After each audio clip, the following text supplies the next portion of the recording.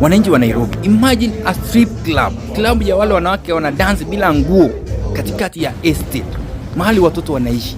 Majirani wamecomplain, wanaona watu wakishikana, wanaume na wanawake.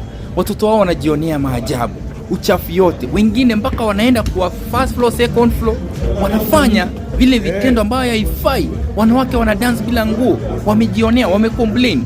Ndiposa nikaenda ili niweze kuchukua hatua, kwa sababu pia kuna noise pollution inatoka kwa hiyo club.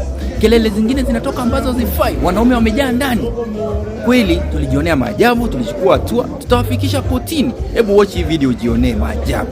Na hapa ni Pipeline na hii ni Prothel. Mkiangalia vizuri ni Prothel, sababu juzi kuna video ilionekana kwenye mtandao, ilichukuliwa hapa mwanaume akifanya vitendo na huyo mwanamke ambayo haifai katika jamii.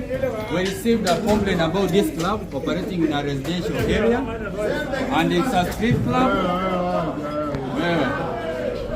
It's a strip club ambao neighbors wamecomplain na zile tabia ambazo ziko huku, ambazo si tabia ambazo unafaa. Achana wewe, ni mlevi, achana naye.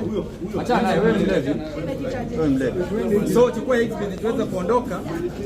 Nilipata complaint kwamba this is a strip club. Iko kwa residential. Neighbors are complaining. Watoto wao wanavunzwa tabia mbaya. So tumekuja kuchukua hatua ili wananchi wa Nairobi waweze kuishi kwa amani hapa Pipeline. Na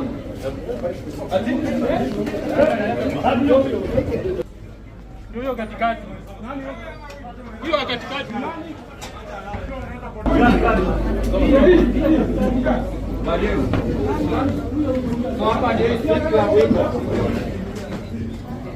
yaani nyinyi mnafunza watu tabia mbaya kwa estate. Wanaume nyinyi wote mmejaa hapa.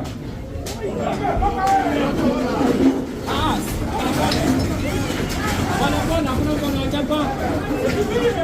Wanapone. Wewe, hakuna mtu anachapa na nyinyi. Hapo mchapo haina shida. Wewe, tulieni. Haina shida. Hakuna mtu akona shida na nyinyi, acheni kutoroka. So, this is a strip club operating in a residential area. Wanafunza watu tabia mbaya.